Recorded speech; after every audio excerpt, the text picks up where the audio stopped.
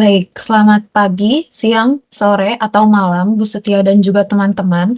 Pada kesempatan ini, kami dari kelompok 6 akan mempresentasikan materi kuliah kepemimpinan, materi mata kuliah kepemimpinan chapter 10 dan 11 dari buku karya Richard L. Dawes yang berjudul The Leadership Experience.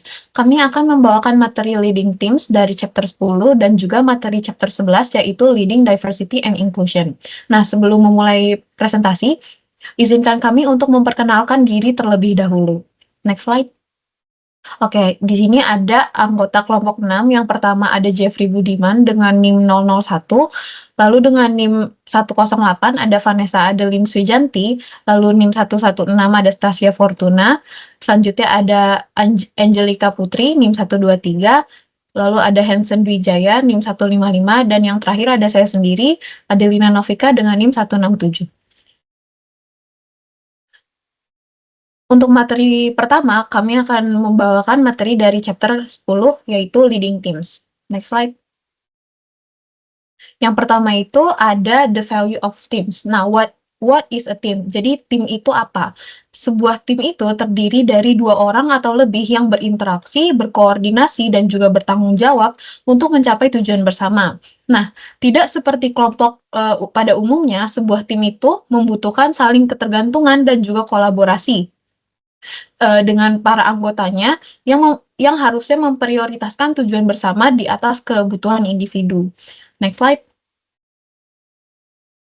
Nah, di chapter ini itu dijelaskan ada beberapa macam teams. Yang pertama itu ada functional, ada cross departmental, self-directed, dan juga agile teams. Nah, saya akan menjelaskan satu persatu. Yang pertama itu adalah functional teams.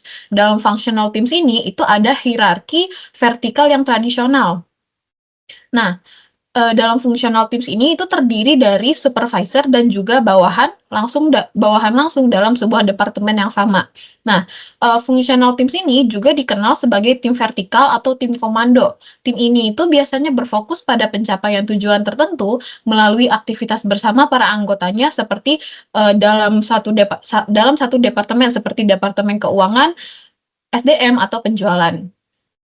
Nah, selanjutnya itu ada cross departmental teams. Cross departmental teams ini juga dikenal sebagai tim lintas fungsi. Nah, tim ini itu terdiri dari anggota dari berbagai departemen. Jadi, dalam satu tim cross departmental ini ada beranggotakan individu-individu yang berasal dari departemen yang berbeda-beda dalam satu perusahaan.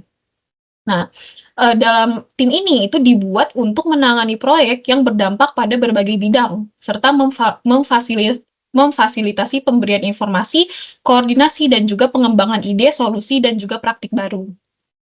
Nah, selanjutnya itu ada special purpose team. Nah, special purpose team ini merupakan salah satu bentuk dari tim cross departmental.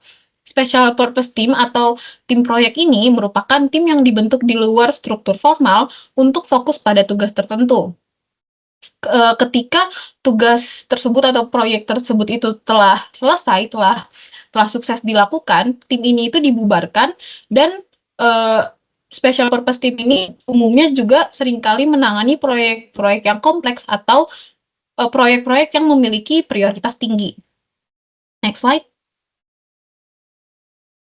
Selanjutnya itu ada self-directed teams. Nah, self-directed teams ini merupakan konsep yang dikembangkan dari cross-departmental teams, di mana karyawan dalam self-directed teams itu bekerja dengan pengawasan yang minimal, bergilir dan juga bertanggung jawab penuh untuk menghasilkan produk atau layanan. Nah, tidak seperti tim tradisional, self-directed teams ini memiliki wewenang pengambilan keputusan dan juga kontrol yang lebih tinggi terhadap pekerjaan mereka yang mengarah pada kepuasan kerja yang lebih tinggi. Nah, anggota-anggota dalam self-directed teams ini juga memiliki wewenang untuk menangani tugas-tugas seperti penjadwalan dan juga evaluasi kerja, juga seringkali merotasi peran pemimpin di antara mereka sendiri. Selanjutnya itu, yang terakhir ada agile teams. Nah, agile teams ini merupakan tim yang berawal mula di perusahaan perangkat lunak yang merupakan tim kecil yang mandiri dan bertanggung jawab atas satu aspek dari proyek yang lebih besar. Nah, setiap agile teams memiliki keahlian dan juga otonomi dalam menghasilkan produk atau layanannya yang beroperasi di dalam organisasi yang seluruhnya terdiri dari tim agile. Next slide. Nah, tadi sudah dijelaskan apa itu agile teams. Untuk membedakan antara agile teams dengan tim yang lainnya, tim kecil lainnya, agile teams ini memiliki karakteristik spesifik. Di antaranya itu, tim ini berukuran kecil dan biasanya terdiri dari 3 hingga 6 orang anggota. Nah, ukuran agile teams yang dibuat kecil ini memungkinkan koordinasi yang lebih baik antara setiap anggota dan juga pengambilan keputusan yang juga lebih cepat. Terus yang kedua itu, agile teams ini anggotanya terdiri dari karyawan dari berbagai bidang fungsional. Tim agile team ini bersifat multidisiplin dan juga terdiri dari karyawan teknis maupun non-teknis. Selanjutnya itu, agile teams ini berfokus pada penyelesaian bagian yang dapat dikelola dari masalah yang lebih besar. Selanjutnya, agile teams ini mengembangkan hubungan yang sangat erat dengan pelanggan. Mereka ini bertujuan untuk terus menambah nilai melalui feedback dan juga penyesuaian yang cepat. Yang terakhir, agile teams ini selalu melakukan pertemuan Scrum. Ini pertemuan harian yang dilakukan setiap hari dengan durasi 15 menit. Nah, pertemuan ini dilakukan supaya memungkinkan setiap anggota untuk berbagi kemajuan, mengidentifikasi hambatan, dan juga membuat komitmen untuk hari yang akan datang di masa depan. Baik, segitu saja dari materi saya. Selanjutnya akan dilanjutkan oleh Stasia. Baik, terima kasih Novika. Selanjutnya akan saya lanjutkan, yaitu leading a team to high performance. Untuk kita bisa memimpin sebuah kelompok memiliki performa yang baik itu, ada beberapa elemen yang harus kita miliki. Yang pertama itu, kita harus memiliki tujuan yang menarik. Tujuannya itu yang jelas, dan juga harus membuat tim ini tahu kalau dengan kita mencapai tujuan itu, mereka akan mendapatkan apa sih? Karena jika kita tidak menjelaskan, jika kelompok ini sudah mencapai tujuan yang kita jelaskan sebelumnya, mereka akan mendapatkan apa, maka mereka cenderung akan bekerja, ya sudah, yang penting sesuai tujuannya sampai gitu. Tapi mereka nggak merasa, oh tujuan ini harus dicapai karena begini, begitu. Selanjutnya ada keanekaragaman keterampilan dan juga peran yang jelas dalam sebuah kelompok. Untuk membuat tim yang efektif itu, kita harus memiliki beragam keterampilan, pengetahuan, dan juga pengalaman yang diperlukan untuk melakukan semua komponen proyek tim. Peran dan harapan yang jelas bagi para anggota ini mengarah pada kerjasama yang lebih baik karena orang-orang tidak berselisih satu sama lain atau rebutan tugas begitu. Jadi mereka sudah tahu mereka itu punya porsi apa dan mereka harus kerjain apa. Selanjutnya itu ukuran tim yang efisien. Sebenarnya nggak ada patokan ukuran tim yang efisien itu berapa, entah harus 10 orang, 20 orang, atau 100 orang gitu. Tapi ini bisa disesuaikan dengan tujuan yang pertama tadi. Kira-kira untuk mencapai tujuan itu, kita perlu tim yang besarnya itu seberapa sih? Apa dengan kita memiliki banyak orang dalam satu tim, itu bakal lebih efisien, lebih efektif untuk kita mencapai tujuannya, atau malah dalam tanda kutip buang-buang resource aja begitu. Jadi ini harus bisa disesuaikan sendiri. Selanjutnya itu otoritas keputusan atas mencapai tujuan. Jadi selain pemimpin itu bisa memberikan tujuan yang jelas, pemimpin itu juga harus bisa menjabarkan dan juga menggunakan wewenangnya itu untuk menjelaskan tujuan tersebut. Jadi nggak boleh disalahgunakan, otoritasnya itu harus dipakai dengan baik untuk mengambil keputusan agar tujuan yang di nomor 1 itu bisa tercapai. Selanjutnya ada keamanan psikologis. Keamanan psikologis ini mungkin sering kita dengar sebagai mental health, butuh healing, itu segala macam.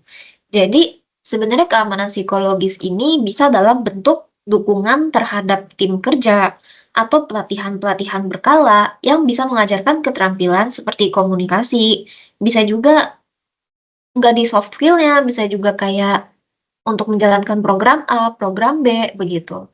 Jadi bentuknya itu bisa macam-macam, enggak terpaku dalam bentuk satu yaitu kayak buat liburan aja gitu, enggak. Tapi bisa untuk kasih latihan gratis. Kayak misal, oh tim saya mau ikut pelatihan A gitu. Kita sebagai atasannya itu, sebagai leadernya, kita harus bisa memenuhi keinginan tersebut dengan cara mungkin bisa kita support finansialnya dengan cara reimburse begitu. Baik, untuk slide selanjutnya akan dijelaskan oleh rekan saya. Terima kasih. Baik, Stasia, terima kasih. Selanjutnya saya akan menjelaskan mengenai leading team process. Nah, tim proses ini mengacu pada dinamika yang dapat berubah seiring berjalannya waktu dan juga dapat dipengaruhi oleh para pemimpin. Nah, selanjutnya kita akan bahas lebih lengkap nih bagaimana sih leading team process tersebut. Yang pertama adalah how teams develop. Nah, di sini tim ini akan berkembang seiring berjalannya waktu. Nah, kalau misalkan teman-teman lihat di gambar 10.2, itu akan menunjukkan bagaimana sih satu model tahap dalam pengembangan tim. Nah, tahap-tahap pengembangan ini tuh biasanya terjadi secara berurutan, meskipun biasanya ada tumpang tindih. Nah, di sini aku akan membedah satu-satu mengenai tahapan-tahapan tersebut. Yang pertama adalah forming. Jadi, di sini merupakan periode orientasi dan berkenalan. Maksudnya itu adalah si anggota tim di sini akan mencari tahu perilaku apa sih yang biasanya dapat diterima oleh orang lain dan juga mencari tahu nih kemungkinan berteman, menentukan orientasi tugasnya, itu apa. Lalu apa sih tantangan pemimpin pada tahap perkembangan ini?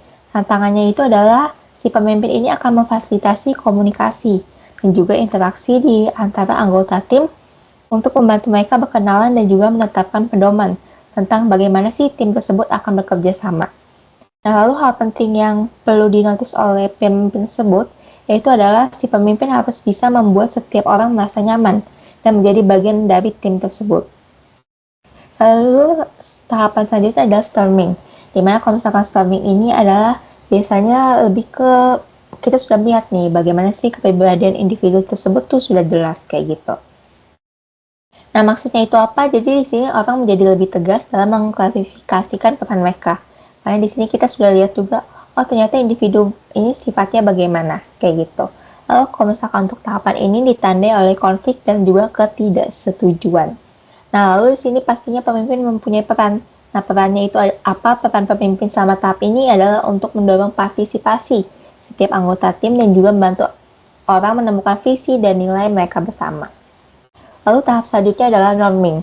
Jadi kalau misalkan di tahap norming ini adalah konflik yang tadi ada di tahap sebelumnya. Nah, di sini konflik itu telah diselesaikan. Dan juga persatuan serta keharmonisan tim itu udah mulai muncul. Jadi mereka udah tahu nih, oh kesalahannya tuh apa, konfliknya apa, mereka udah selesaikan.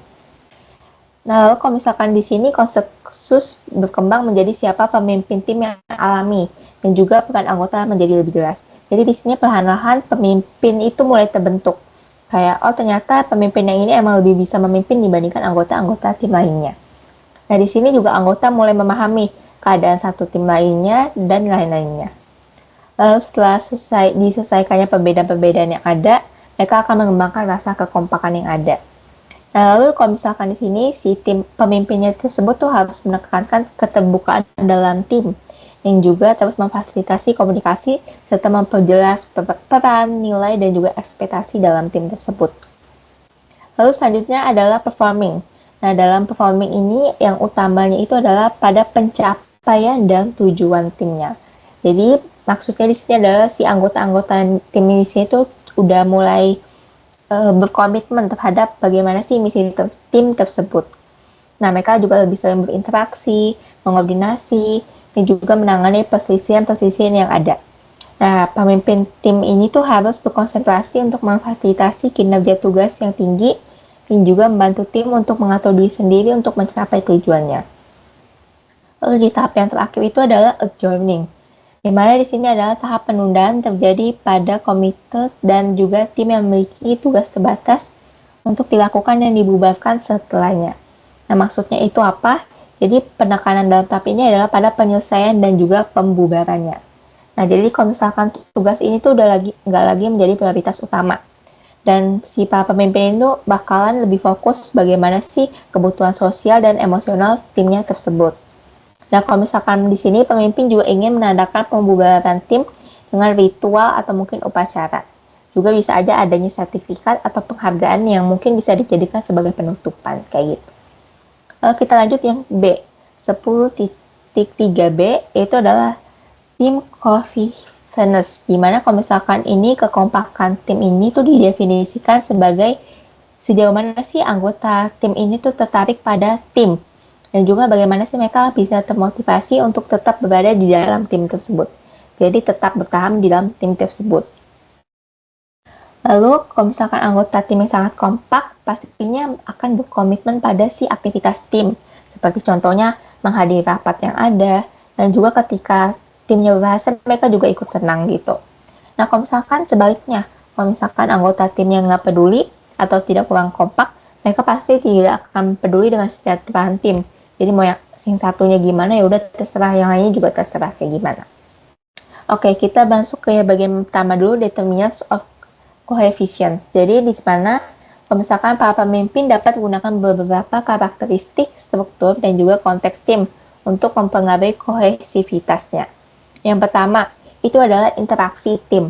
Nah, untuk interaksi tim di sini maksudnya apa? Jadi ketika si tim, anggota tim ini sering melakukan kontak, maka kan otomatis mereka ini akan mengenal satu sama lainnya. Nah, di sini mereka mulai menganggap nih bahwa mereka ini adalah satu kesatuan. Jadi kayak nggak ada persaingan, tapi mereka menganggap, oh tujuannya tuh sama untuk hal yang ingin dicapainya. Dan juga mereka bakalan lebih berkomitmen terhadap tim tersebut. Lalu yang kedua adalah tujuan bersama. Seperti yang aku telah jelaskan tadi. Jadi kalau misalkan mereka ini udah bersatu, jadi kalau misalkan untuk tujuannya mereka lebih jelas arahnya kemana, dan juga lebih kohesif lah gitu.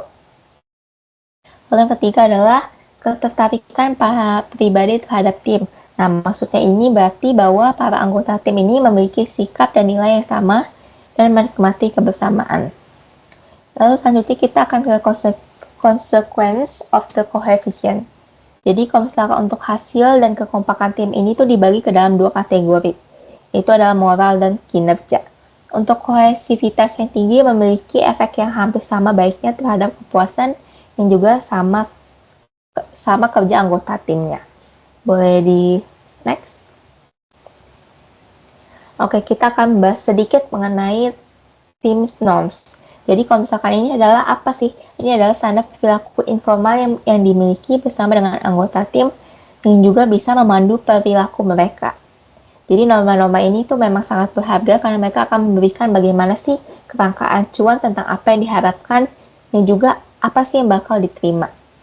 Jadi kalau misalkan teman-teman bisa lihat di sini 10.3, di sini mengilustrasikan dua cara umum di mana si norma-norma ini dapat berkembang. Nah, norma-norma tersebut mulai berkembang dalam interaksi pertama di antara para anggota tim yang baru, sehingga perilaku pertama mereka tuh sering menjadi bagaimana sih contoh dan bagaimana sih tim tersebut akan berkembang. Sekian dari saya, selanjutnya akan dilanjutkan oleh teman saya Hansen. Baik, terima kasih Angelika. Berikutnya saya akan melanjutkan mengenai materi berikutnya itu 10.4 What a team member contribute. Di mana yang pertama saya akan membahas 10.4a yaitu overcoming the team member dilemma. Nah, dalam kerja tim itu ada 3 faktor utama yang menyebabkan dilema dalam kerja tim. Yang pertama itu harus melepaskan kemandirian. Nah, maksudnya itu di sini tuh individu yang bekerja dalam tim itu harus membuang sikap individualitasnya ataupun sikap narsisnya. Karena sikap-sikap tersebut itu cenderung akan menghambat atau menghalangi para individu itu untuk dapat bekerja sama dalam tim. Di mana tim ini juga bisa gagal ketika hanya ada satu orang yang memiliki sifat primadona atau narsis yang lebih fokus pada ambisi pribadi dibandingkan tujuan bersama. Lalu yang kedua itu ada harus menghadapi free riders. Di mana maksudnya di sini tuh terkadang tim terdiri dari anggota yang tidak memberikan kontribusi yang seimbang, namun tetap mendapatkan manfaat dari keberhasilan tim tersebut. Contohnya, misalnya kayak kita dalam project di kantor, kayak ada dia bikin planning atau apa gitu, terus ada satu anggota yang tidak bekerja atau berkontribusi, di mana itu kita harus bisa menghadapi si anggota tersebut yang biasa disebut sebagai free rider. di mana kita harus mulai mengajak dia atau memberikan pekerjaan-pekerjaan yang mungkin dari tahap dasar untuk agar dia bisa lebih terpacu untuk berkontribusi dalam tim tersebut. Lalu yang ketiga, terkadang tidak berfungsi dengan baik. Nah, maksudnya itu beberapa perusahaan berhasil besar dengan kerja tim, namun ada banyak contoh di mana tim di dalam organisasi itu gagal dengan sangat buruk. Nah, contohnya itu kayak ada seorang pekerja sipil di Pangkalan Angkatan Udara Amerika Serikat yang menceritakan pengalamannya di mana timnya ini mencoba menyederhanakan proses penanganan surat dari 8 langkah menjadi 19 langkah. Di mana bisa kita pahami dari contoh ini, dari yang tahapnya itu cuma 8 langkah, mereka malah pengen memperbanyak daripada pengen menyederhanakannya. Nah, makanya akibatnya itu surat ini dari ini kita bisa tahu bahwa tim itu tidak berfungsi dengan baik, di mana harusnya kalau mereka ingin menyederhanakan dari 8 langkah itu harusnya diperkecil dan bukan diperbesar angkanya. Nah, berikutnya itu saya akan membahas 5 disfungsi dalam tim yang umumnya sering terjadi dalam tim. Yang pertama itu adanya kurangnya kepercayaan, di mana maksudnya ini anggota tim itu tidak merasa aman untuk mengungkapkan kesalahan ataupun berbagi ide atau mengutarakan idenya karena dia kurang percaya diri akan ide tersebut. Terus yang kedua, takut pada konflik, di mana anggota tim itu cenderung mengikuti pendapat orang lain demi menjaga keharmonisan tim, tetapi tidak mengungkapkan pendapat yang berbeda. Misalnya kayak dia ada pendapat berbeda, tapi karena rasa kayak nggak mau berantem atau apa, dia lebih baik memendam, padahal ide tersebut mungkin saja bisa membantu tim tersebut untuk berkembang lebih maju. Yang ketiga itu adanya kurangnya komitmen, di mana maksudnya di sini itu ada beberapa anggota tim yang tidak benar-benar berkomitmen pada keputusannya mereka. Nah, hal ini tuh karena mereka tidak memberikan pendapat dan ide sebenarnya. Jadi kayak misalnya diajak rapat gitu, terus kayak ada ide atau masukan tuh mereka kayak cuman ikut-ikut aja atau kayak ngasih saran seadanya yang tidak bertujuan untuk benar-benar membangun tim tersebut.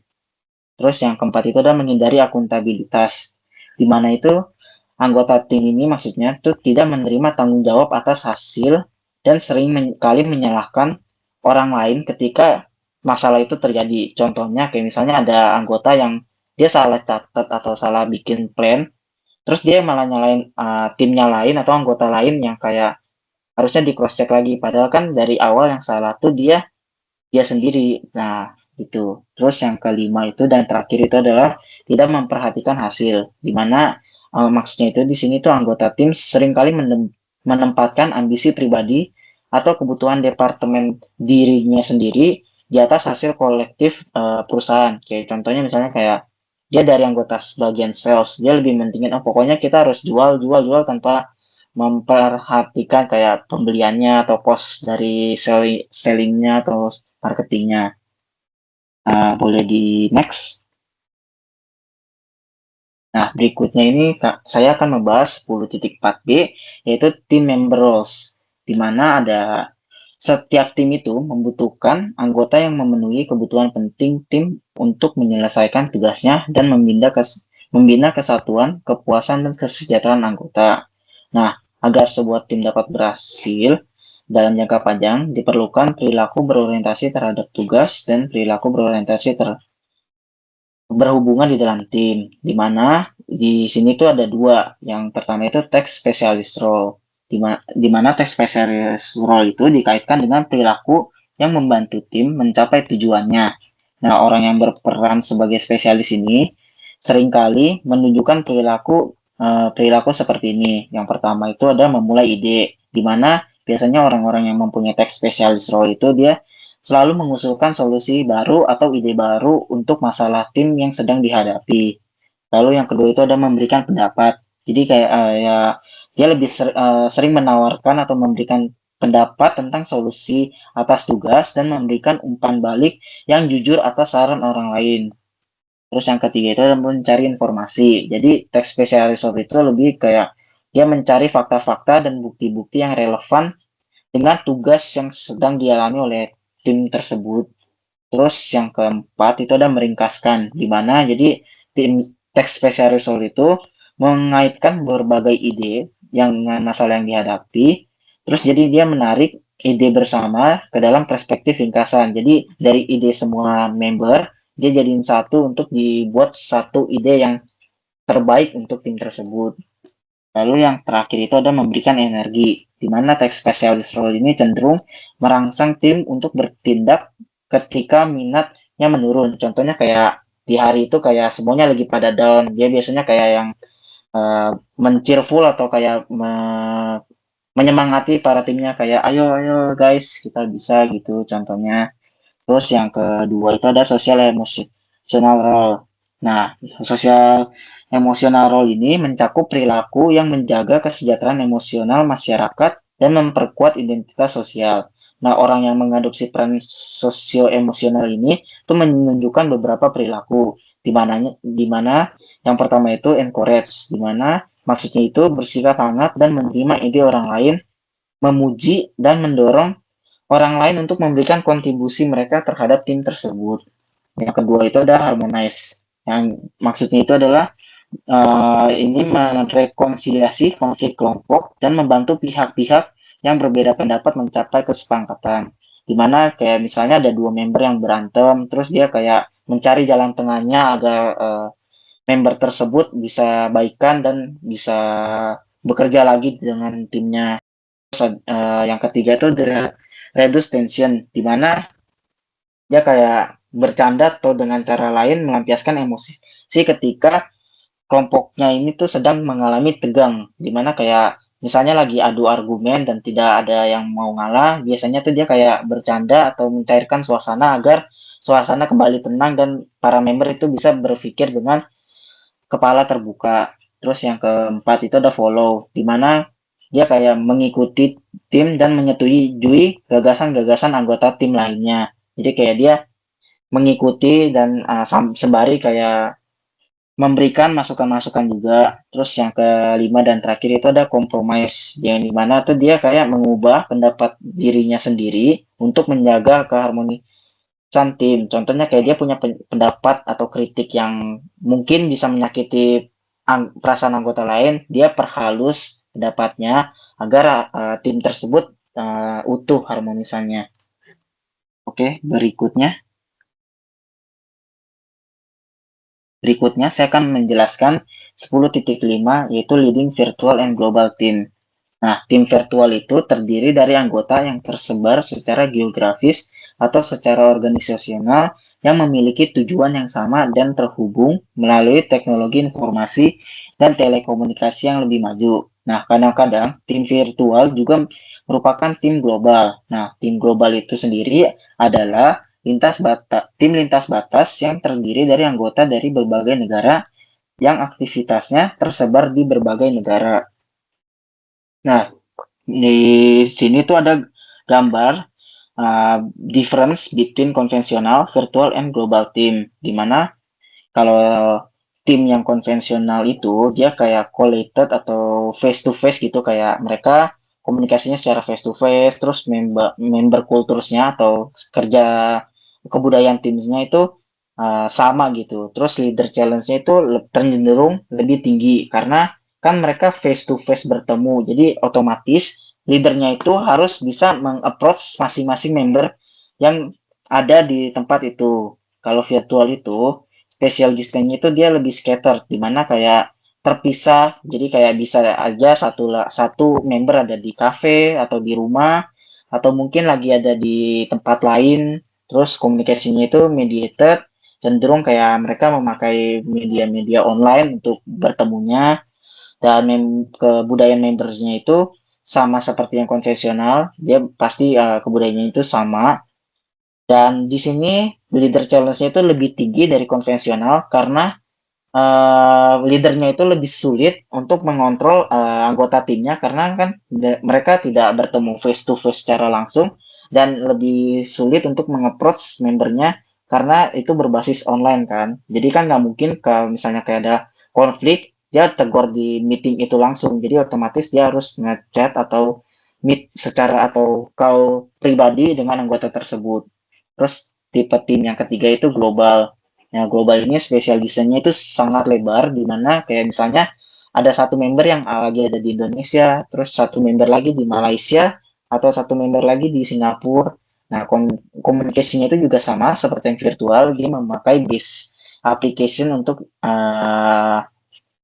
media komunikasinya, lalu member kulturnya tentunya berbeda, karena kan ini beda negara, udah pasti kayak mereka beda beda gitu kan kulturnya, kayak misalnya dari Jepang yang taat waktu, ya gitu. Terus yang Singapura dengan yang pekerjaan yang mungkin agak santai gitu. Terus leader challenge-nya ini very high, dimana karena kan leadernya itu harus mengenangani orang-orang dari berbagai kebudayaan yang berbeda dan cara kerja yang berbeda. Otomatis approach setiap anggotanya itu berbeda. Oke, berikutnya.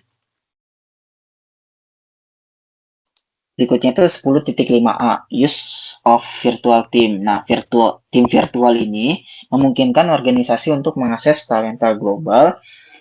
Terus juga dia berfungsi untuk menghemat biaya dan meningkatkan kreativitas dan inovasi. Gimana maksudnya itu di sini? Jadi kayak dengan menggunakan virtual team itu, otomatis kan perusahaan tidak perlu membayar sewa untuk gedungnya, atau juga dia tidak perlu meng-hire security ataupun menyewakan lahan parkir untuk para anggotanya untuk dapat berkumpul di satu tempat. Nah, untuk berikutnya itu 10.5b itu ada beberapa challenge yang dihadapi oleh tim virtual, di mana pemimpin tim itu harus meningkatkan kinerja dengan mengikuti saran-saran berikut ini. Yang pertama itu become a better leader, di mana pemimpin harus mempercayai orang-orang untuk menyelesaikan pekerjaannya tanpa pengawasan terus-menerus dan lebih fokus pada hasil daripada proses pencapaiannya. Yang kedua, find ways to build trust and relationship, di mana pemimpin harus membangun hubungan dan kepercayaan dalam tim melalui pertemuan virtual yang singkat dan komunikasi non-tugas. Dan juga leader ini tuh harus memastikan bahwa semua anggota tim secara eksplisit memahami tujuan tim dan individu dari tersebut, baik itu tenggat waktu serta harapan terkait partisipasi dan kinerja dari masing-masing anggotanya.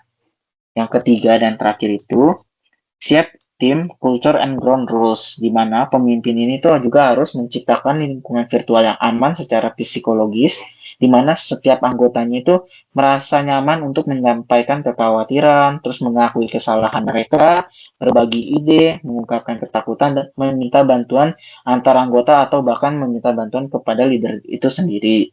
Lalu juga para leader ini tuh harus menjadi teladan melalui berperilakunya sendiri dan memberikan kesempatan kepada semua anggota tim untuk berbagi pengalaman dan keunikan mereka sendiri.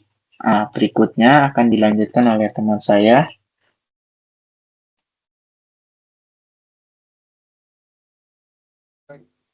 Terima kasih Hasan. Saya akan melanjutkan mengenai poin 10.6 yaitu handling team conflict.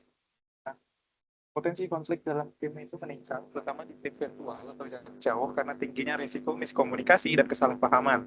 Konflik dalam tim bisa terjadi kapan saja, dan pemimpin tim memiliki tugas penting untuk membuka dan menyelesaikan konflik tersebut secara efektif. Penanganan konflik yang baik dapat meningkatkan kohesi dan kinerja tim.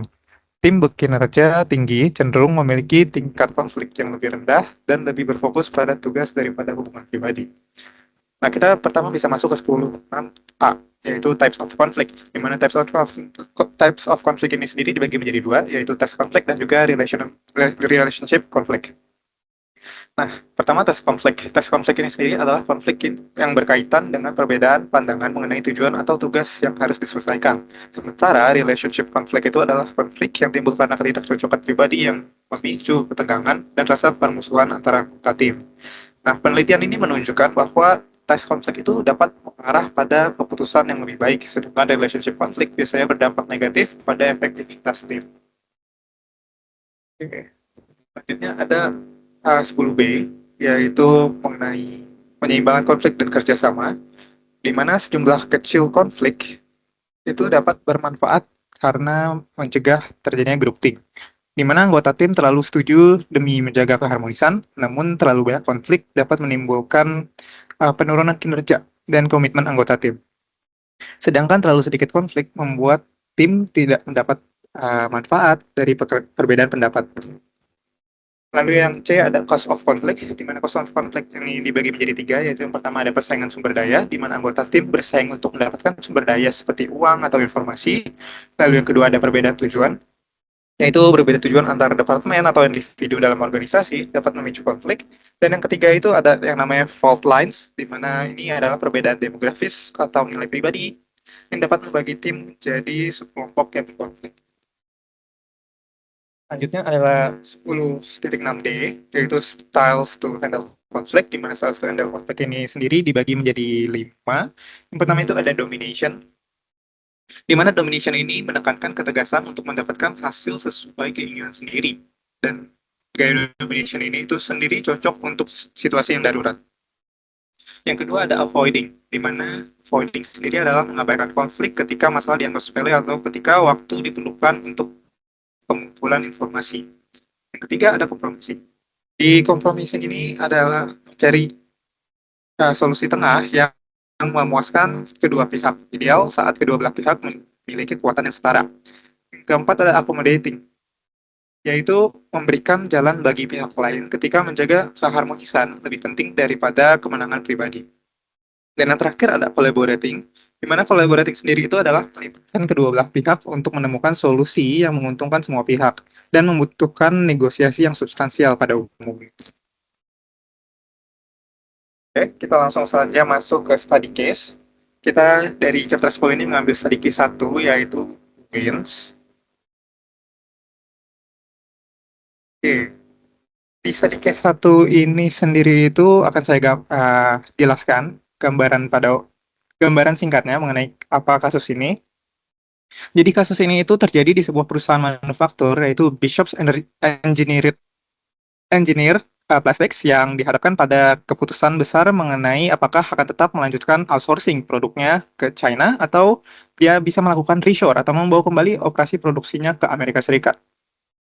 Nah, ada keadaan di China, yaitu perusahaan telah memindahkan operasinya ke China untuk mengurangi biaya, dan pada awalnya keputusan itu memberikan hasil yang sangat baik, termasuk seperti penghematan biaya dan peningkatan efisiensi dengan pabrik canggih di Wenzhou. Namun, kini China menghadapi kekurangan tenaga kerja yang sangat besar, yang semakin memperburuk situasi.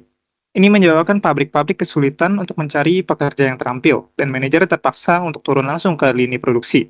Selain itu, terdapat kebijakan yang mendorong perusahaan untuk relokasi ke pedalaman China, yang dapat memperlambat produksi dan pengiriman.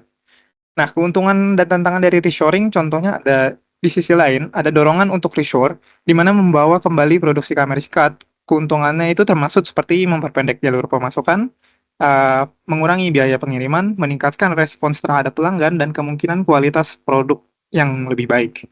Namun tantangan dari reshore ini sendiri adalah upah yang lebih tinggi dia. Nah, jadi apa dilema dari kasus ini?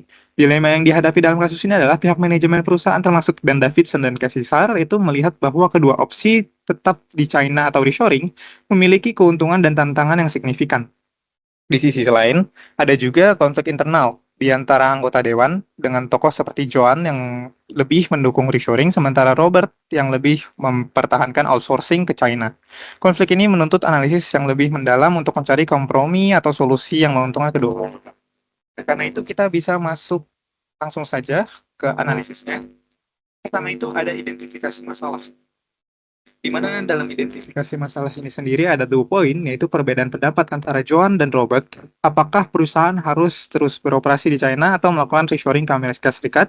Dan poin kedua yaitu pengaruh kondisi tenaga kerja di China, seperti kekurangan pekerja di daerah tertentu dan peningkatan upah yang mempengaruhi operasi produksi perusahaan.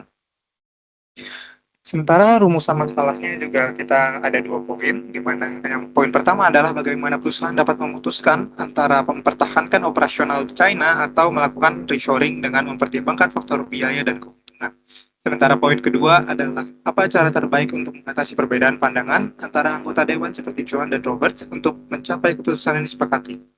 Lalu apa dampaknya? Dampaknya juga ada 2 poin, yaitu poin pertama, keputusan yang salah dapat meningkatkan biaya operasional, memperlambat waktu produksi, dan mengakibatkan hilangnya pangsa pasar. Sementara poin kedua adalah konflik yang berlarut-larut antara Joan dan Robert dapat menurunkan efektivitas dewan dalam mengambil keputusan penting. berusaha kerja sama tim, dan memperburuk budaya organisasi. Nah, kita bisa langsung masuk ke alternatif solusi, di mana dari kelompok kami sendiri memiliki 3 alternatif solusi. Yang pertama, mereka bisa melakukan collaborating style. Joan dan Robert dapat didorong untuk menggabungkan wawasan mereka guna mencapai solusi yang saling menguntungkan. Dengan gaya kolaboratif, mereka bisa membangun kesepakatan yang mengakui keuntungan dan kekurangan masing-masing pilihan, seperti mempertahankan sebagian operasi di China dan merelokasi lainnya ke AS, sehingga keduanya merasa didengar dan keputusan tercapai bersama-sama. Alternatif solusi yang kedua adalah compromising style, di mana gaya ini bisa diterapkan jika keputusan harus segera diambil. Dalam pendekatan ini, kedua belah pihak, yaitu John dan Robert, makin perlu membuat konsesi. Misalnya, mereka bisa memutuskan untuk mempertahankan produksi di daerah China yang lebih murah, sementara merelokasi sebagian produksi yang sensitif ke AS sebagai langkah uji coba. Dan alternatif solusi yang terakhir atau yang ketiga yaitu avoiding style, di mana gaya avoiding ini dapat digunakan sementara jika dewan merasa perlu menunda putusan untuk mengumpulkan lebih banyak informasi terkait biaya atau kebijakan tenaga kerja di China atau AS. Pendekatan ini dapat mengurangi ketegangan dan memberikan waktu bagi anggota dewan untuk menilai opsi secara objektif sebelum kembali berdiskusi. Lalu apa kesimpulan dari kasus ini? Nah, kesimpulannya itu sendiri adalah konflik antara John dan Robert dapat diselesaikan dengan pendekatan yang menggabungkan gaya kolaboratif dan kompromi, di mana dengan mempertimbangkan dampak ekonomi dan operasional, Dewan dapat merumuskan solusi parsial yang mempertahankan fleksibilitas serta memungkinkan adaptasi terhadap perubahan pasar di masa mendatang. Oke, selanjutnya ada pertanyaan dari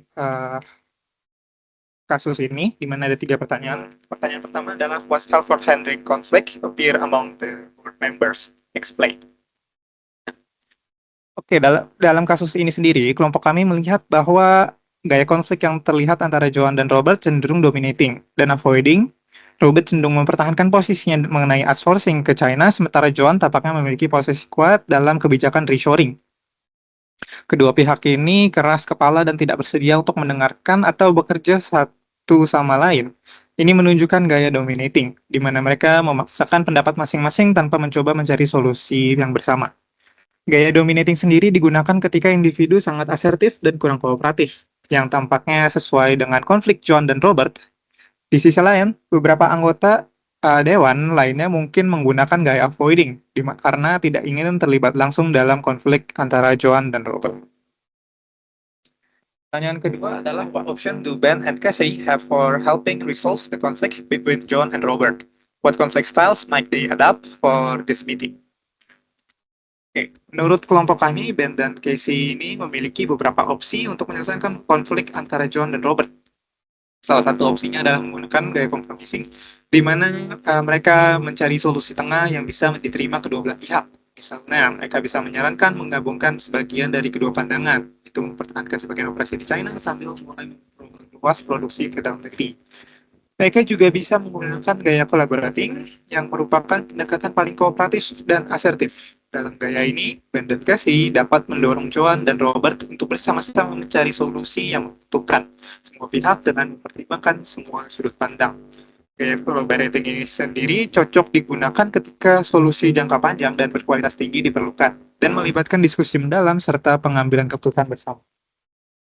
Dan soal terakhir dari kasus ini sendiri adalah, do you think suggesting that member disagree and commit would help the team move forward toward a good decision? Explain. Oke, menurut kelompok kami, prinsip dari disagree dan commit ini bisa membantu tim mencapai keputusan yang baik, karena memungkinkan anggota untuk menyuarakan ketidaksetujuan mereka, namun tetap berkomitmen untuk mendukung keputusan akhir tim. Ini mendorong keterlibatan aktif dari setiap anggota, memastikan bahwa setiap suara didengar. Tetapi setelah keputusan dibuat, semua pihak setuju untuk bekerja sama. Disagree and commit sendiri bisa menjadi cara untuk menghindari relationship konflik yang destruktif dan lebih fokus pada test konflik yang konstruktif. Konflik yang sehat terkait dengan tugas dapat menghasilkan keputusan yang lebih baik. Selama anggota tim tetap berkomitmen untuk bekerja menuju tujuan bersama meskipun ada perbedaan pandangan. Oke, sekian kasus dari chapter 10 dan selanjutnya kita akan masuk ke chapter 11 dilanjutkan oleh teman saya. Baik, selanjutnya presentasi akan melanjutkan ke chapter 11 dengan materi Leading Diversity and Inclusion. Next slide. Nah, untuk materi pertama yaitu 11.1 Leading People Who Aren't Like You. Nah, di submateri chapter 11 ini, Leading People Who Aren't Like You di sini itu materinya yang akan membahas seputar keberagaman di lingkungan kerja. Jadi, apa itu keberagaman atau definition of diversity? Nah, keberagaman atau keberagaman tenaga kerja atau workforce diversity itu mengacu pada campuran individu dengan kualitas yang berbeda atau yang berasal dari berbagai kelompok budaya. Nah, awalnya perusahaan itu mendefinisikan keragaman secara sempit dengan fokus pada sifat-sifat yang dapat diamati secara langsung seperti perbedaan ras atau jenis kelamin. Nah, untuk itu, sekarang itu keragaman itu mencakup berbagai perbedaan yang lebih luas, termasuk pengalaman dan, juga karakteristik individual pribadi. Nah, pendekatan inklusif itu mengakui bahwa ada faktor-faktor seperti pengalaman unik, setiap orang, terus juga umur, terus juga, asal kelas sosial, setiap orang itu yang dapat mempengaruhi cara pandang pekerjaan dan cara bagaimana orang lain itu memandang, mereka sendiri gitu. Nah, terdapat yang namanya diversity management. Diversity yang management ini, bisa ketika dilakukan secara efektif, ini bisa menumbuhkan lingkungan yang inklusif, di mana karyawan-karyawan itu dapat merasa dihargai dan juga dihormati, terus juga meningkatkan loyalitas antara pekerja, terus juga meningkatkan kerjasama dan juga meningkatkan tingkat kepercayaan. Next slide. Lalu ada yang namanya diversity of thoughts. Diversity of thought ini maksudnya keberagaman dalam cara berpikir. Nah, penelitian itu menunjukkan bahwa tim dengan keragaman pemikiran yang lebih besar dapat menyelesaikan masalah yang kompleks dengan lebih cepat daripada tim yang kurang beragam. Diversity of thought atau keragaman pemikiran ini mengacu pada ide-ide yang berbeda, sudut pandang yang berbeda, keahlian yang berbeda, dan juga cara berpikir dan penalaran yang berbeda. Nah, tim yang beragam terdiri dari individu dengan latar belakang, pengalaman dan juga perspektif yang berbeda, cenderung lebih kreatif dalam pendekatannya terhadap suatu masalah. Terus juga dalam mencari jalan keluar atau mencari solusi itu lebih efisien dan juga inovatif. Nah, keragaman yang ada dalam sebuah tim itu dapat meningkatkan pemecahan masalah dengan mendorong upaya kognitif yang lebih dalam untuk memahami dan juga mengintegrasikan berbagai sudut pandang yang berbeda. Next slide. Selanjutnya itu ada changing attitudes toward diversity. Nah, di sini itu membahas sikap yang berubah terhadap diversity atau keragaman dalam organisasi karena adanya perubahan sosial. Di Amerika Serikat itu banyak gerakan aktivisme yang seputar diskriminasi terhadap ras atau diskriminasi gender seperti Black Lives Matter dan juga gerakan Me Too. Nah, peristiwa-peristiwa ini seperti protes terhadap rasisme institusional yang bisa terdapat di perusahaan, terus juga terhadap pelarangan simbol-simbol konfederasi, ini meningkatkan secara bertahap itu meningkatkan kesadaran terhadap isu-isu keberagaman. Terus globalisasi itu juga memiliki peran dalam mendorong perlunya pemahaman lintas budaya. Jadi harus setiap orang itu harus toleransi dan juga open minded terhadap keberagaman yang bisa ditemukan seperti di lingkungan kerja. Nah, sehingga karyawan dengan pengalaman global dan juga kepekaan budaya ini menjadi sangat berharga dan juga dapat dianggap sebagai aset dalam lingkungan bisnis di saat ini. Boleh next slide? Nah, terus di sini itu ada the value of organizational diversity. Nah, di sini itu menjelaskan bagaimana keberagaman dalam perusahaan, keberagaman dalam organisasi itu dapat bermanfaat. Nah, di sini ada beberapa manfaat dari keberagaman dalam organisasi atau perusahaan. Itu yang pertama, ada pemanfaatan bakat karyawan yang lebih baik. Nah, ketika perusahaan itu melakukan pendekatan inklusif dalam struktur organisasinya, itu perusahaan itu dapat menarik dan juga memajukan karyawan yang beragam dan nantinya itu akan menghasilkan keunggulan kompetitif tersendiri dengan mempertahankan talenta terbaik. Terus yang kedua itu ada peningkatan pemahaman tentang pasar. Nah, tadi kan sudah dijelaskan tentang diversity of thought atau keberagaman dalam pemikiran. Jadi tenaga kerja atau karyawan itu yang beragam itu bisa memenuhi kebutuhan konsumen dengan lebih baik karena itu tadi banyak pemikiran-pemikiran yang berbeda, jadi insight-nya itu lebih bermacam dan bervariasi. Terus selanjutnya itu ada perspektif kepemimpinan yang lebih baik. Nah, tim kepemimpinan yang beragam itu dapat memberikan pandangan, insight, dan juga knowledge yang lebih luas dan juga lebih mudah beradaptasi dalam lingkungan yang lebih kompleks. Yang terakhir itu ada pengurangan biaya. Nah, ketika perusahaan itu menerapkan pendekatan inklusif itu dapat menurunkan tingkat perputaran karyawan karena tingkat perputaran karyawan, ketidakhadiran dan juga resiko tuntutan hukum, diskriminasi yang nantinya akan menghabiskan cost dari perusahaan tersebut. Baik, segitu saja materi dari saya. Selanjutnya akan dilanjutkan oleh Stasia. Baik, terima kasih Novika. Selanjutnya ada 11.2 Factors Shaping Personal Bias. Nah, jadi dari sini itu kita akan belajar ada beberapa jenis bias dalam leadership ini.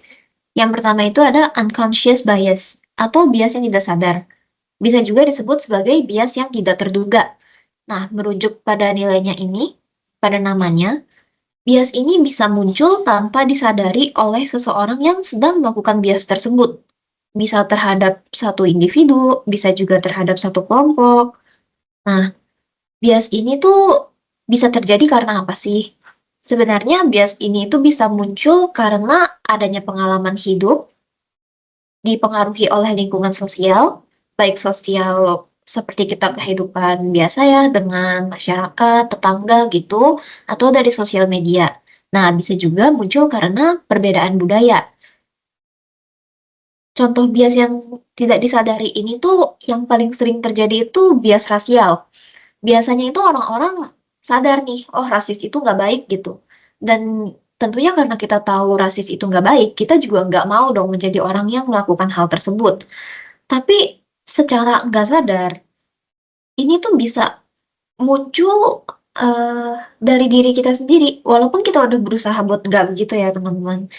Jadi kayak kita udah tahu, misal maaf ya kasih contohnya begini, tapi kayak misal orang Sunda dengan orang Jawa itu ada stereotipikal yang bikin beda, kayak misalnya salah satunya itu pelit atau kayak gimana, kita udah tahu itu harusnya nggak dilakukan, cuma kita tetap aja gitu, ada pikiran kayak gitu, oh ini orang dari suku A, oh biasanya orang dari suku A itu pelit. Nah, itu sebenarnya termasuk dalam unconscious bias. Ini dalam tempat kerja juga sebenarnya sering terjadi, dan memang agak sulit ya untuk dihindari. Yang kedua itu ada prejudice, stereotypes, and discrimination. Prejudice itu prasangka, sedangkan stereotypes ya stereotip, dan discrimination ya diskriminasi. Diskriminasi ini sendiri bisa mengarah pada diskriminasi gender maupun diskriminasi etnis. Ini pun sebenarnya sering terjadi secara kita nggak sadar ya, walaupun kita udah sering ditekanin kalau misalnya gender apapun itu sama, etnis apapun itu sama, dan sama-sama setara. Sedangkan untuk stereotip ini bisa diartikan sebagai keyakinan atau citra yang kaku, berlebihan, irasional, dan biasanya itu negatif terkait dengan kelompok orang tertentu. Misalnya, paling sering terjadi itu, kita sering ya lihat kayak misalnya zodiak ini itu sifatnya bagaimana sih? Cuma kita harusnya nggak menjadikan itu patokan, melainkan itu sebenarnya sebuah stereotypes. Bisa baik, bisa buruk, tapi biasanya itu lebih cenderung ke negatif kata stereotypes ini. Nah, kalau yang prasangka ini, kita udah tahu ya, prasangka itu bisa baik, bisa prasangka buruk. Dan ini sebaiknya juga dihindari karena bisa mempengaruhi pembuatan keputusan. Selanjutnya itu ada challenge people of color face. Ini diartikan sebagai menantang orang berwajah berwarna, merujuk pada praktik atau perilaku yang mempersulit atau menghambat individu yang memiliki kulit berwarna untuk meraih kesempatan yang sama atau untuk diperlakukan secara adil dalam berbagai aspek kehidupan, termasuk di tempat kerja, dalam sistem pendidikan, dalam sistem hukum, dan dalam interaksi sosial juga. Praktik ini tuh bisa terjadi dalam berbagai bentuk, mulai dari diskriminasi langsung hingga stereotip yang bersifat tidak sadar. Contohnya, seseorang dengan kulit berwarna seringkali menghadapi kesulitan dalam mendapatkan pekerjaan, dipromosikan, atau perlakuan yang adil di tempat kerja. Mereka juga mungkin menghadapi perlakuan yang berbeda dalam sistem peradilan pidana atau dalam interaksi sehari-hari dengan pihak berwenang. Nah, dari tadi itu kita bahas eh, kulit berwarna, kulit berwarna, kulit berwarna. Itu sebenarnya apa? Jadi ini mungkin kalau di internet itu kita sering dengarnya PIC, people in color. Jadi itu bukan orang-orang yang berkulit putih. Berkulit putih itu maksudnya kayak bule gitu. Melainkan kayak orang berkulit hitam atau mungkin orang-orang yang punya keturunan Chinese itu biasa kulitnya cenderung ke warna kuning begitu. Nah, mungkin kalau yang berwarna kuning gitu atau sawo matang masih mereka nggak begitu sering disulitkan dalam hal pekerjaan ya, walaupun pasti ada. Beda halnya dengan orang yang berkulit hitam. Makanya ada gerakan Black Lives Matter. Itu karena mereka benar-benar mengalami tindakan rasis yang sangat parah. Selanjutnya itu yang terakhir ada V First Strong. V First Strong ini tuh apa sih? Sebenarnya first strong itu artinya first impression, impresi pertama orang. Tapi biasanya kita kalau tahu, oh orang ini kayak begini, kita udah dapat impresi pertama. Kita biasanya nganggap itu cuma sebagai sekelibat aja, orang itu masih bisa berubah, dan ini cuma pertemuan pertama. Sedangkan kalau yang di first round ini, mereka itu lebih ke baru ngelihat sebentar, tapi udah menarik asumsi, oh orang ini tuh begini, titik, begitu. Ini sangat amat dihindari karena jika ada the first round ini, itu bisa membangun yang namanya glass ceiling. Glass ceiling itu atau glass wall bisa diartikan sebagai dinding kaca, yaitu bisa diartikan sebagai penghalang di antara orang-orang. Penghalang yang nggak kelihatan gitu, makanya namanya glass ceiling atau glass wall. Ini juga bisa terjadi di tempat kerja maupun organisasi biasa, gitu teman-teman. Baik, dari saya begitu saja. Selanjutnya akan dilanjutkan. Terima kasih. Baik, Stasia, terima kasih. Selanjutnya saya akan menjelaskan mengenai Wish Woman Lead.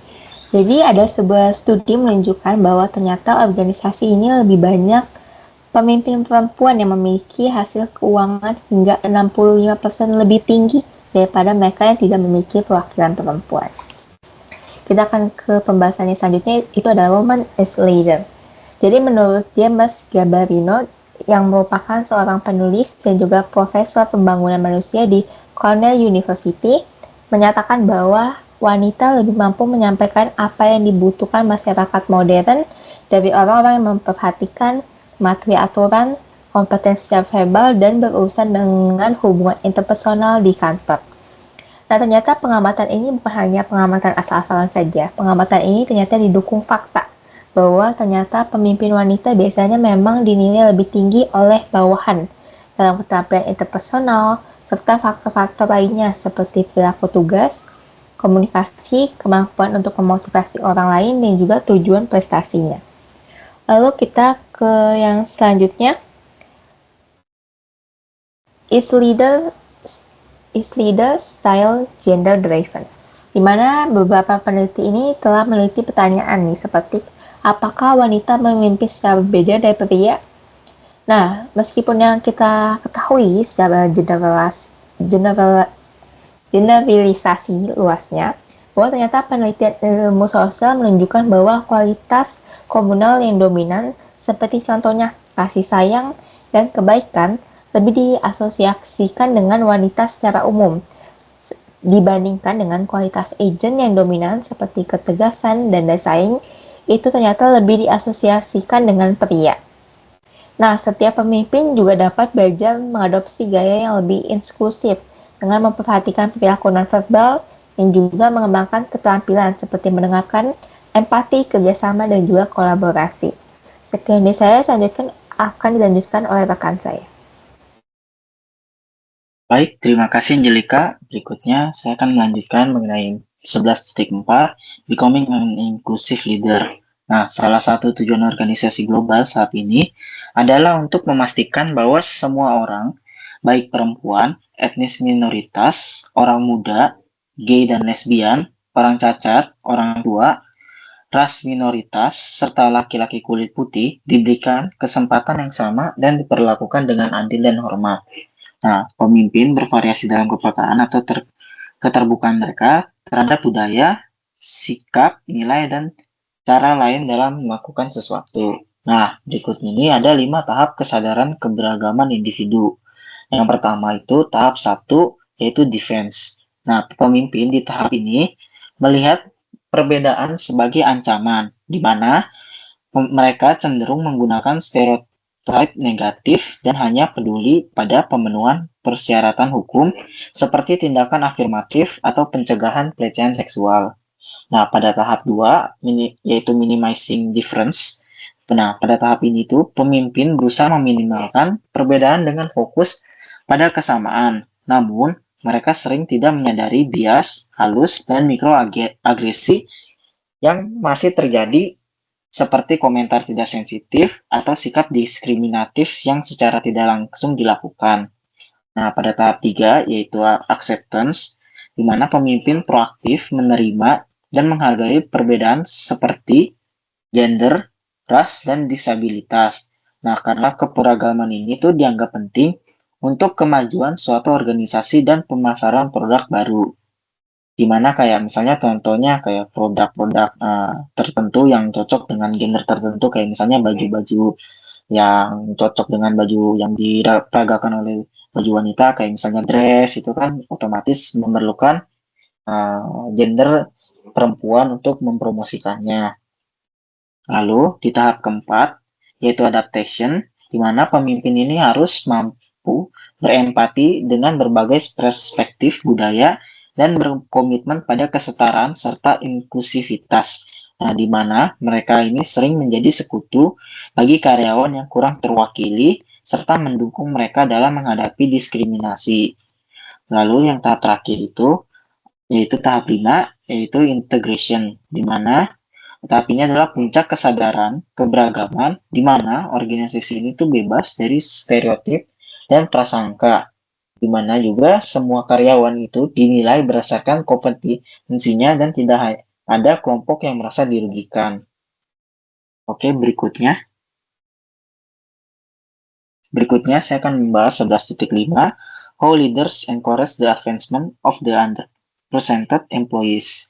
Yang pertama itu saya akan membahas 11.5A, yaitu Employee Resource Group, di mana kelompok sumber daya karyawan atau ERGS atau Employee Resource Group adalah kelompok berbasis identitas sosial yang menangani kekhawatiran dari kelompok karyawan tertentu seperti gender atau ras. Nah, kelompok ini tuh biasanya menawarkan peluang jaringan, bimbingan, dan pengembangan profesional yang membantu anggota untuk memajukan karir mereka. Contohnya itu ada Kisco System memiliki ERGS untuk berbagai kelompok seperti orang Asia, kulit hitam, wanita, dan LGBTQ+, dan ERGS ini juga mengurangi isolasi sosial dan meningkatkan peluang kemajuan karir bagi karyawan yang kurang terwakili. Lalu 11.5B yaitu sponsorship.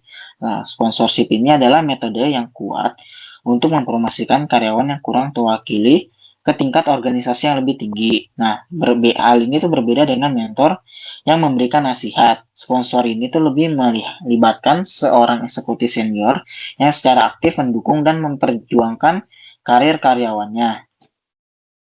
Oke, berikutnya 11.5C, coaching and feedback, di mana pelatihan melibatkan percakapan reguler yang mendukung pengembangan dan peningkatan kinerja karyawan. Jadi di mana pelatihannya itu dilakukan secara reguler untuk pengembangan dan peningkatan kinerja dari karyawan itu sendiri. Dan juga setelah dilakukan pelatihan, mereka akan diberikan umpan balik yang konstruktif dan penting untuk kemajuan karir para anggotanya tersebut. Lalu juga ini itu fokus pada pemberian umpan balik yang spesifik dan dapat ditindaklanjuti. Contohnya kayak dia tuh pemberian umpan baliknya itu yang lebih fokus kepada pekerjaan atau hal-hal yang dilakukan oleh anggotanya dalam masa pelatihan tersebut.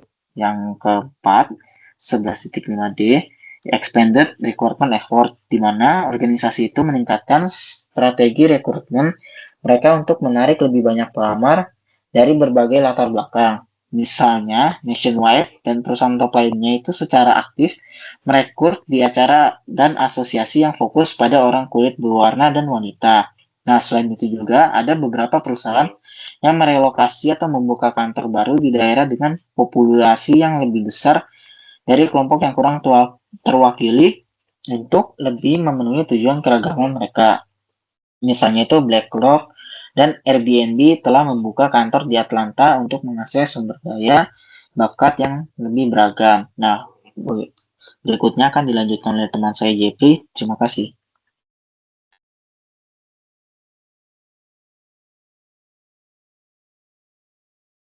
Oke, selanjutnya kita akan masuk ke study case untuk chapter 11, di mana kita mengambil study case 2, yaitu The Safety Committee's Jewelry Dilemma.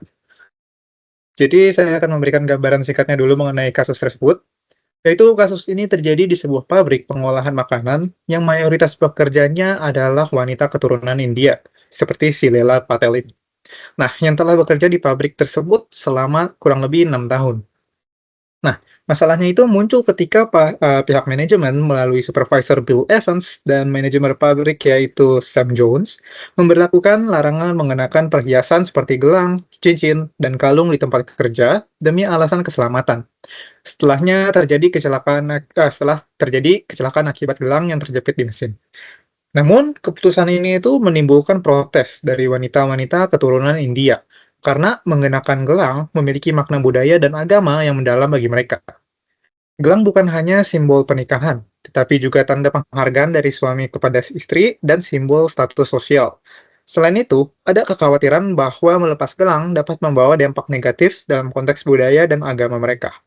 Seperti takut bahwa suami mereka bisa meninggal jika gelang tersebut dilepas setelah menjadi janda. Nah, pihak manajemen yang awalnya tidak memahami pentingnya tradisi ini merasa tertekan karena protes yang berkembang dan adanya potensi gangguan pada operasi pabrik. Mereka menghadapi dilema antara menjaga keselamatan kerja dan menghormati hak serta keyakinan budaya dari pekerja mereka. Kira-kira begitulah gambaran dari studi kasus yang kedua ini.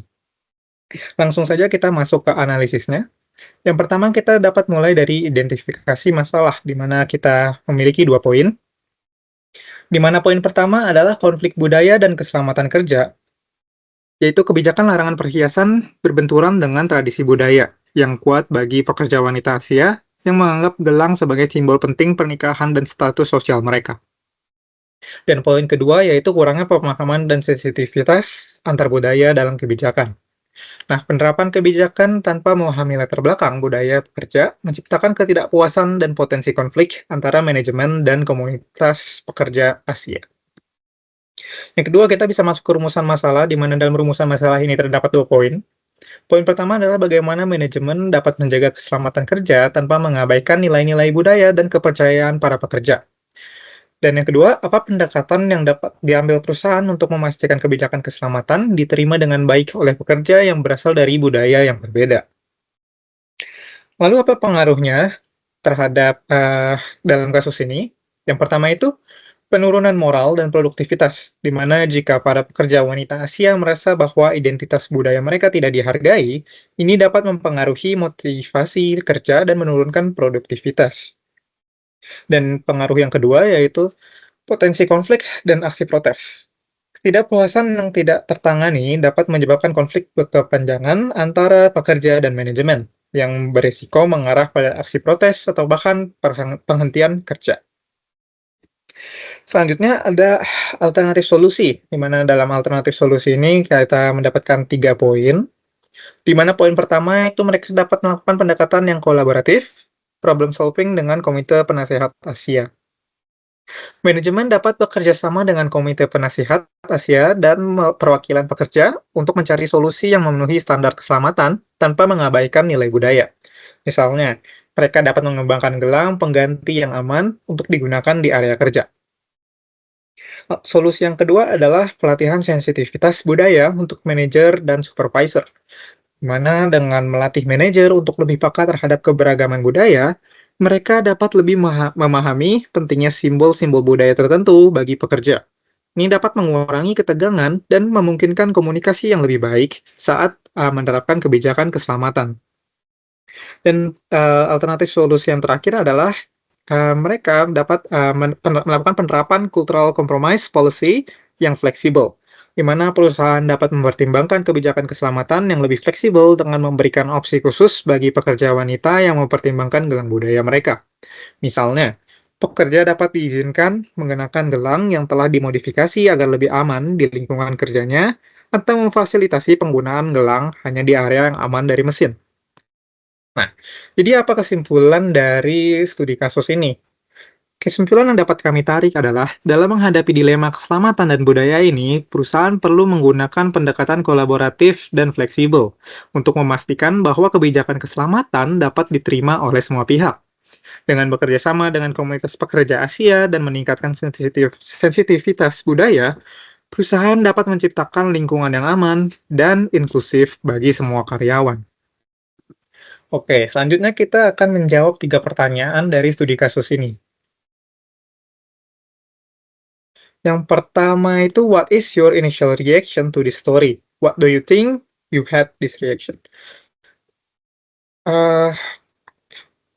Reaksi awal kami terhadap cerita ini adalah bagaimana kekhawatiran dan empati terhadap Lila Patel dan koleganya yang mengalami diskriminasi budaya di tempat kerja.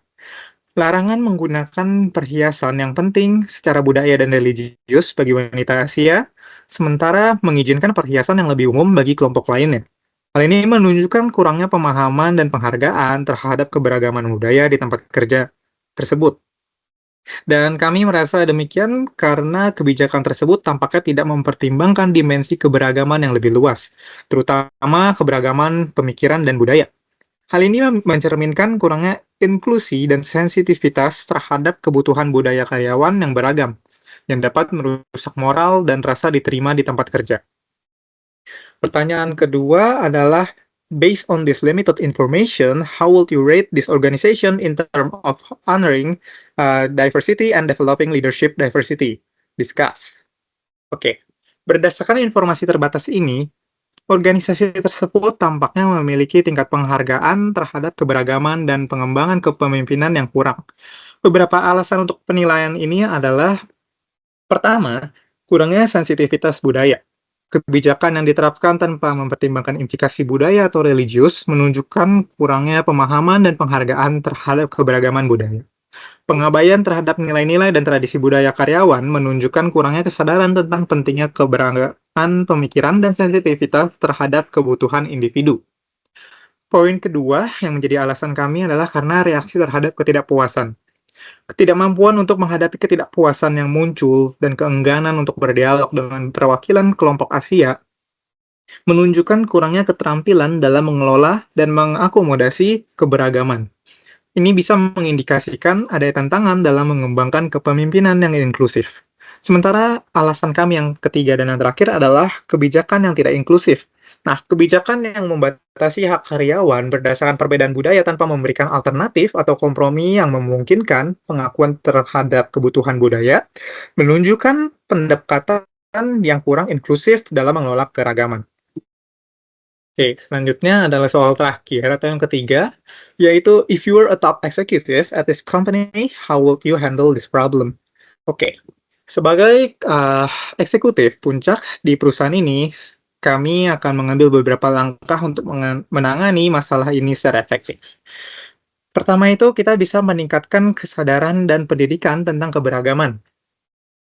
Mengadakan pelatihan untuk semua karyawan dan manajer tentang keberagaman budaya dan sensitivitas terhadap kebutuhan budaya yang berbeda, ini dapat membantu meningkatkan pemahaman dan penghargaan terhadap keberagaman di tempat kerja. Yang kedua itu adalah berbicara dengan perwakilan budaya.